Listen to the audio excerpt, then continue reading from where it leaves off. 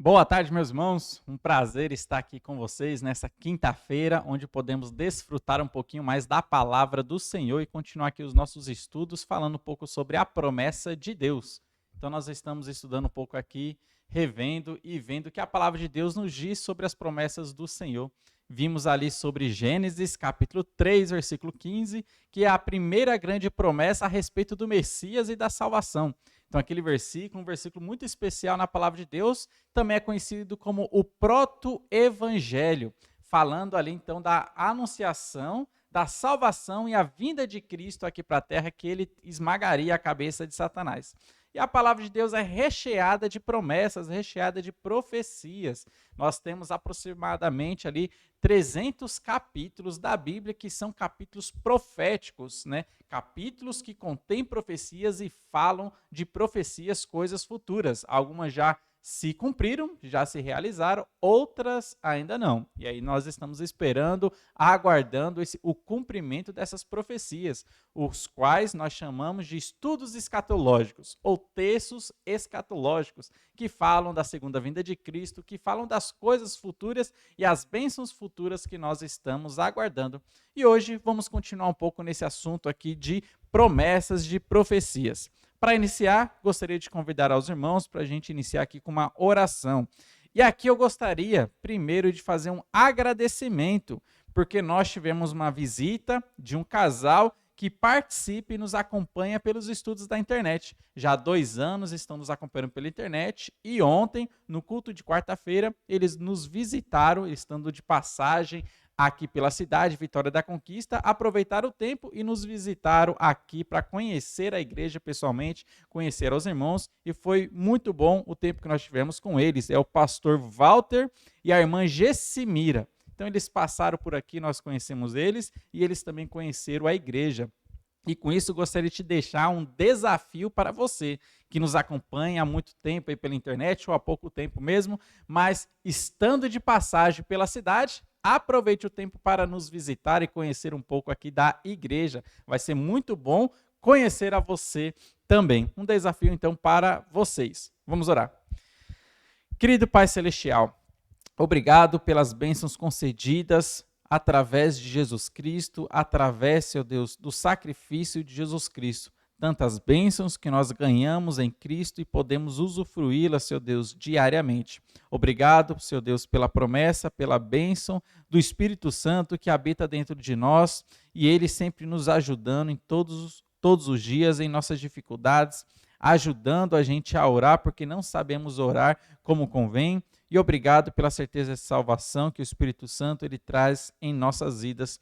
Obrigado pela sua palavra, que nós temos acesso. Rogamos a Ti neste momento que possamos compreendê-la, que a leitura da Tua palavra, que o Espírito Santo possa trazer, Seu Deus, ali para a gente a iluminação, a explicação do texto sagrado e que o Senhor nos abençoe a vida através da Sua palavra.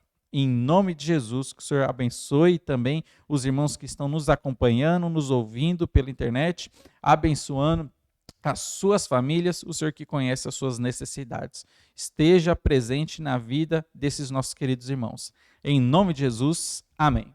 Amém, irmãos? Então, gostaria hoje de estudar sobre promessas, continuando esse assunto, falando das promessas da palavra do Senhor. E hoje, já que falamos sobre a promessa de Gênesis capítulo 3, versículo 15 e outras promessas que a palavra de Deus ela nos garante, vimos também ali sobre Isaías capítulo 53, um texto profético que falava a respeito da primeira vinda de Jesus Cristo. E todas as coisas que estavam escritas ali em Isaías capítulo 53, nós vimos se cumprindo na vida de Jesus Cristo, na sua primeira vinda aqui na terra. Por exemplo, que ele seria rejeitado, que ele morreria pelos nossos pecados, que ele venceria a morte ressuscitando e justificando as pessoas que creem nele. Então nós vimos textos da palavra de Deus que falam a respeito de profecia. E hoje eu gostaria de tratar um tema mais específico falando de profecia. Eu gostaria de falar sobre a promessa de salvação. A palavra de Deus nos garante, nos traz essa promessa de salvação para todas as pessoas que crerem no sacrifício de Jesus Cristo. Olha só, você não precisa ter dúvida de salvação se você já creu em Jesus Cristo, Porque a palavra de Deus nos garante esta salvação, ela traz essa promessa de salvação que pode ser realidade na vida de todo aquele que já creu no sacrifício de Jesus Cristo. Olha só, eu gostaria de ler o nosso texto base, eu gostaria de ler aqui Romanos, capítulo 10, e eu vou ler do versículo 1 até o versículo 13, e gostaria que você prestasse bastante atenção nesse texto, porque ele é um texto que fala muito sobre a salvação em Jesus Cristo. Olha só o que diz Romanos, capítulo 10, do versículo 1 até o versículo 13, diz assim: Irmãos, a boa vontade do meu coração e a minha súplica a Deus a favor deles são para que sejam salvos, porque lhes dou testemunho de que eles têm zelo por Deus, porém não com entendimento, porquanto, desconhecendo a justiça de Deus e procurando estabelecer a sua própria, não se sujeitaram a que vem de Deus, porque o fim da lei é Cristo, para a justiça de todo aquele que crê. Ora, Moisés escreveu que o homem que praticar a justiça decorrente da lei viverá por ela. Mas a justiça decorrente da fé, assim diz: não perguntes em teu coração quem subirá ao céu, isto é, para trazer do alto a Cristo, ou quem descerá ao abismo, isto é, para levantar Cristo dentre os mortos. Porém, que se diz? A palavra está perto de ti e na tua boca e no teu coração, isto é, a palavra da fé que pregamos. Se com a tua boca confessares Jesus como Senhor, e em teu coração creres que Deus o ressuscitou dentre os mortos, serás salvo.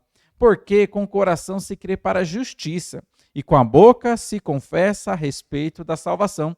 Porquanto a Escritura diz: todo aquele que nele crê não será confundido. Pois não há distinção entre judeu e grego, uma vez que o mesmo é o Senhor de todos, rico para com todos os que o invocam. Porque todo aquele que invocar o nome do Senhor será salvo. Então, meus irmãos, Romanos, capítulo 10, versículos 1 a 13, este é o nosso texto base que nós usaremos aqui para entender um pouco mais sobre a promessa de salvação. Primeiro, vamos pensar o que é ser salvo. Meus irmãos, ser salvo é você estar fora de perigo. Imagine aí uma situação que alguém possa estar passando por algum perigo natural. Por exemplo, o afogamento. Alguém está ali no meio do rio, caiu no rio e a pessoa não sabe nadar ou ela não está conseguindo nadar e ela está ali numa zona de perigo, numa situação de perigo. Se alguém não prover uma ajuda para aquela pessoa, tirar ela dali, das águas, porque ela está se afogando, ela morrerá. Então perceba que ela está numa zona de perigo. A sua vida está em risco. Mas quando alguém chega e provê uma ajuda para ela, talvez, por exemplo, joga uma corda e puxa ela para a margem do rio, essa pessoa agora ela sai da zona de perigo. Essa pessoa ela foi salva. Então nós percebemos que ser salvo é estar fora da zona de perigo. Isso é aplicado também, meus irmãos, para a vida espiritual. Ser salvo é estar fora da zona de perigo. A palavra de Deus nos fala que todos nós somos pecadores. Nascemos já dentro da zona de perigo. E qual que é a zona de perigo? Se a gente morrer nessa condição, sem alguém nos tirar dessa zona de perigo, o nosso destino é se afogar. O nosso destino é o lago de fogo. Então nós estamos nessa zona de perigo. Só que alguém, quando essa pessoa é resgatada por Jesus Cristo, ela sai dessa zona de perigo. Ela já não tem mais o perigo do destino eterno ser o lago de fogo, porque ela saiu dessa zona de perigo. Cristo jogou as cordas e a puxou para a margem do rio. Ela já não está mais na zona de perigo, mas ela saiu da zona de perigo. A palavra de Deus fala que por causa do nosso pecado, nós estamos na zona de perigo. Mas outra coisa que a palavra de Deus também ela nos ensina, que Deus, ele é um Deus santo e não pode conviver com o pecado. Ele não pode conviver com um homem cheio de pecado, com um homem pecador. Precisa acontecer alguma coisa ali para que o homem possa conviver com Deus. A palavra de Deus, toda ela, de Gênesis a Apocalipse, mostra esse atributo de Deus, que é a santidade de Deus. Então, Deus, ele é santo e não tem convivência nenhuma com o pecado. Não foi ele o criador do pecado. Nós sabemos que o pecado ele nasceu ali com Lúcifer. Depois de Lúcifer, passou também para o homem Adão. E de Adão passou para toda a humanidade. Perceba que toda a humanidade está na zona de perigo. E Deus, ele é um Deus santo, não pode conviver com o homem pecador. Olha só, 2 versículos da palavra de Deus, um no Antigo Testamento, outro no Novo Testamento, que mostra a santidade do Senhor. Isaías, no Antigo Testamento, capítulo 6, versículo 3, mostra a santidade de Deus. Diz assim esse texto, capítulo 6, versículo 3. E clamavam uns para os outros, dizendo: Santo, Santo, Santo é o Senhor dos Exércitos, toda a terra está cheia da sua glória. Note que os anjos aqui, diante da face do Senhor, eles estavam proclamando 3 vezes, Santo, Santo, Santo. Imagine por que ele estava chamando 3 vezes? Porque nós sabemos que Deus é uma trindade, Pai, Filho e Espírito Santo. E agora a gente compreendemos um pouco mais desse versículo. Por isso que eles falavam 3 vezes, Santo, Santo, Santo. Eles estavam dizendo, o Pai é santo, o Filho é santo, o Espírito é santo também. Olha só, por isso que 3 vezes eles disseram, Santo, Santo, Santo. E aqui nós vemos a santidade do Senhor. Ele não tem nenhuma mancha de pecado. Um versículo do Antigo Testamento. Vamos para o Novo Testamento? Apocalipse, capítulo 4, versículo 8. Olha só o que esse texto também diz. Fala assim: E os 4 seres viventes, tendo cada um deles, respectivamente, 6 asas, estão cheios de olhos ao redor e por dentro. Não tem descanso, nem de dia e nem de noite, proclamando: Santo, Santo, Santo é o Senhor Deus, o Todo-Poderoso, aquele que era, aquele que é e aquele que há de vir. Mais uma vez, aqui, os seres viventes, esses anjos proclamando 3 vezes, Santo, Santo, Santo. O Pai é santo, o Filho é santo e o Espírito é santo, proclamando a santidade da Trindade, a santidade da divindade. Deus, ele é santo, ele não pode conviver com o pecado, não pode conviver com o homem pecador. Deus, em sua santidade, ele não tolera o pecado. E o pecado não entrará no céu. Note muito bem isso. A palavra de Deus, ela já nos ensina que lá no céu, na presença de Deus, o pecado não estará presente. No novo céu e nova terra que nós estamos aguardando, porque este aqui em que nós estamos vivendo sumirá, será destruído, esta terra que nós estamos pisando, este céu que nós enxergamos, isso aí tudo se desfará. E a palavra de Deus fala que um novo céu e uma nova terra serão criados para a morada de pessoas santificadas. E olha só, que lá no céu não entra pecado. Apocalipse, capítulo 21, versículo 27, um texto muito conhecido por todos nós, que diz assim: Nela, lá no céu, nessa nova criação, na cidade do Senhor, nela nunca jamais penetrará coisa alguma contaminada, nem o que pratica abominação e mentira, mas somente uns escritos no livro da vida do Cordeiro. Note muito bem como o texto está sendo bem enfático.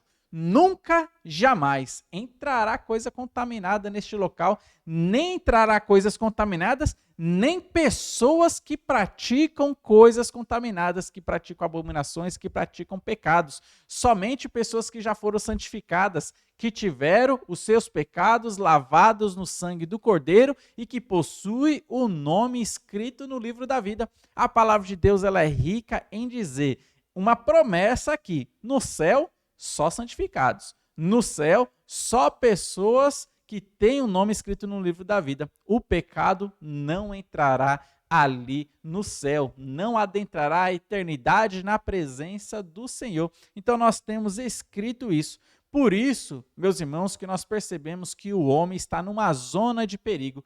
Ele é pecador. ele não consegue solucionar o problema do seu pecado. Ele está se afogando ali no rio e ele é incapaz de conseguir salvar a sua vida, incapaz de nadar até a margem do rio. Ele precisa de um Salvador, ele precisa de alguém que jogue as cordas e puxe ele para a margem do rio. Ele precisa de Jesus Cristo, porque sem Jesus Cristo não há salvação. Ele precisa da atuação do Espírito Santo na sua vida, porque sem a atuação do Espírito Santo na vida da pessoa, não há o convencimento. Então, o homem está numa zona de perigo, ele é pecador, ele não pode entrar no céu por causa do seu pecado. Ele precisa de uma solução, ele precisa de um milagre, ele precisa de uma ajuda. E é nisso que o nosso texto base vem respondendo sobre como o homem pode obter a salvação. E aqui nós vemos nesse texto base de Romanos, capítulo 10, que Deus deseja salvar todas as pessoas,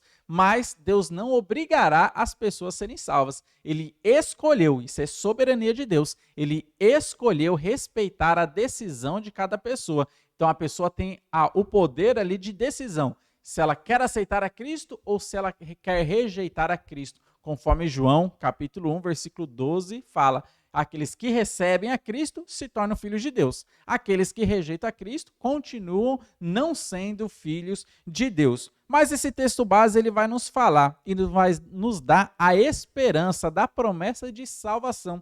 Olha só o que diz o versículo 6 e o 8 aqui de Romanos, capítulo 10. Olha só o que diz o versículo 6 e 8, vai nos ensinar que a salvação ela não está longe de nós. Olha só o que diz o texto. Mas a justiça, decorrente da fé, assim diz: não perguntes em teu coração quem subirá ao céu, isto é, para trazer do alto a Cristo, ou quem descerá ao abismo, isto é, para levantar Cristo dentre os mortos. Porém que se diz: a palavra está perto de ti, na tua boca e no teu coração, isto é, a palavra da fé que pregamos. Meus irmãos, o texto está ensinando que a salvação ela está próxima de todas as pessoas.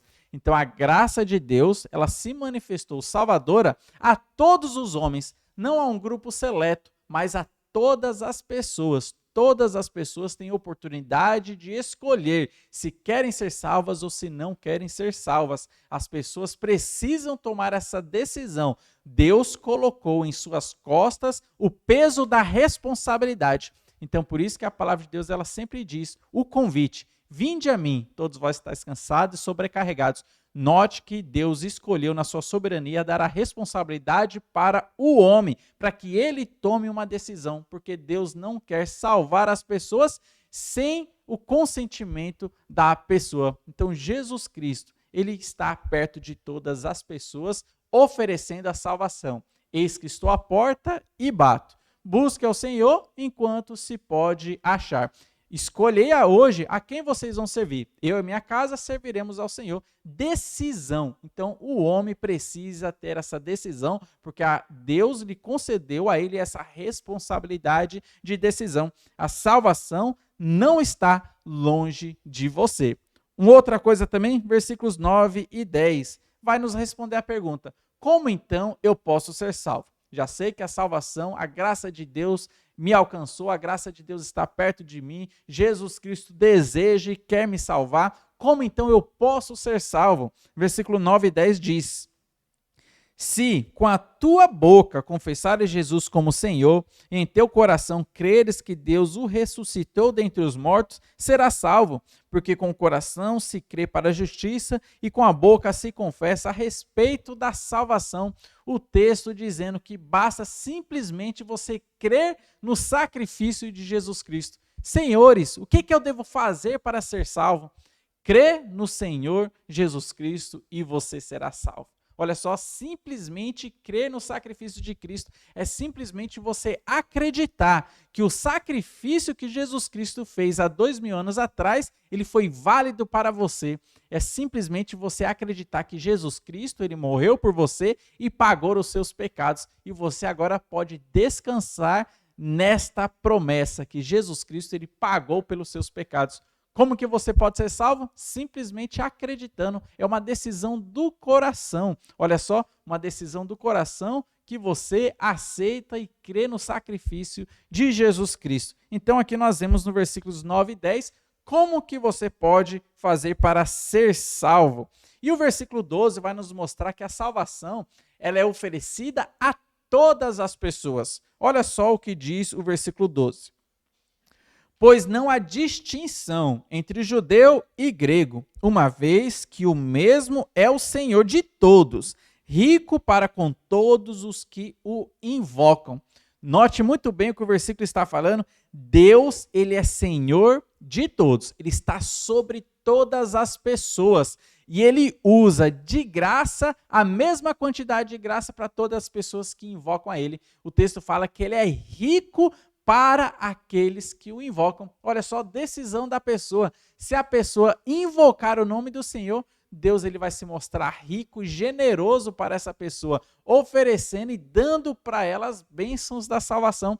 Nós estamos estudando aqui a promessa de salvação. E vemos nesse versículo 12 que não há distinção entre o judeu e o grego, não há um grupo eleito que Deus só vai dar salvação para esse grupo. Não, Deus oferece a salvação para todas as pessoas. Invocando o nome do Senhor, você ganha de presente esta salvação. Isso não é mérito seu, mas é mérito do Senhor, porque você está se afogando e você é incapaz de se salvar. Mas Deus, ele dá a salvação, porque a salvação pertence ao Senhor. E olha só o versículo 13. E aqui eu gostaria de terminar fazendo uma pergunta.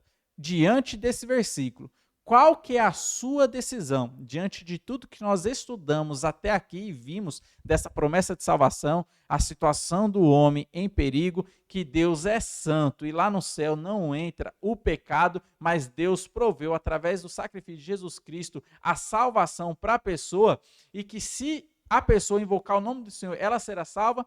Qual que é a sua decisão? O versículo 13 diz assim: porque todo o que invocar o nome do Senhor será salvo. Olha só, bem simples, o versículo está dizendo, aquele que invocar o nome do Senhor será salvo. Meu amigo, se você ainda nunca fez isso, se você ainda não invocou o nome do Senhor, faça isso hoje. O versículo está sendo bem claro e bem simples, essa promessa que é uma realidade. Se você invocar o nome do Senhor, você será salvo. É o que o versículo está dizendo aqui. E se você já invocou o nome do Senhor, descanse na salvação que você já tem em Cristo. Às vezes Satanás vai querer colocar na sua vida, com seus dardos inflamados, o maligno tentando atrapalhar a vida de todo crente, ele vai tentar colocar no seu coração, na sua mente, pensamentos duvidosos contra Deus. Foi o que ele fez já lá no Jardim do Éden, e é o que ele sempre vem fazendo na história, tentando colocar dúvidas da sua salvação, tentando colocar dúvidas, dizendo, olha, o que Deus ele prometeu não é bem assim não. Daí você começa a acreditar na mentira dele e deixa a palavra de Deus de lado, mas a palavra de Deus está sendo bem clara. Se você invocou o nome do Senhor, você será salvo. Então, confie no sacrifício de Jesus Cristo, que é muito mais poderoso do que as mentiras de Satanás. Qual que é, meu amigo, a sua decisão? E aqui nós vemos sobre a promessa da salvação. Então aqui nós vimos que o homem está numa zona de perigo. E eu digo a você, saia dessa zona de perigo, pois Deus, ele deseja a salvação de todas as pessoas. E ele escolheu, através da sua soberania, respeitar a sua decisão. Qual a sua decisão? Invocar o nome do Senhor ou rejeitar ao Senhor? Jesus Cristo, ele quer um compromisso sério com você, que você tenha esse desejo no seu coração de ter esse compromisso sério com Deus, com Jesus Cristo, que a sua vida seja consagrada para o estudo da palavra, que a sua vida seja consagrada para a oração e para a dedicação no serviço do Senhor. Se você ainda não faz parte de uma igreja local, procure uma igreja local séria, bíblica, que pregue a palavra de Deus, frequente essa igreja, se envolva com essa igreja, comece a trabalhar nessa igreja. Deus nos chamou não para vivermos isolados, mas para estarmos junto com outros irmãos em Cristo Jesus. Então, abrace essa bênção da igreja local e esteja com outros irmãos em Cristo, crescendo juntos para a glória do Senhor. Que Deus abençoe a todos. Vamos orar? Querido Pai, obrigado pela tua palavra, por essa promessa de salvação que a sua palavra ela traz para nós. Obrigado pela garantia da sua palavra e que nós possamos, Senhor Deus, depositar a nossa fé nela e descansar no Senhor. Que os nossos irmãos que estão nos acompanhando possam usufruir neste momento do descanso que a salvação ela traz em nossa vida. E obrigado, Senhor Deus, porque por causa disso as nossas mentes possam estar voltadas ao céu, tendo a certeza de que quando partimos daqui, seja pela morte, seja pelo arrebatamento, nós estaremos com o Senhor na morada celestial e nas mansões celestiais. Obrigado por essa tão grande esperança que nós temos no Senhor. Em nome de Jesus, amém. Amém, irmãos? Que Deus, então, mediante essa palavra, abençoe a vida dos irmãos, que os irmãos estejam desfrutando das bênçãos celestiais. E que Deus continue abençoando a todos e que os irmãos, podendo, continue acompanhando nos nossos próximos estudos. Deus abençoe.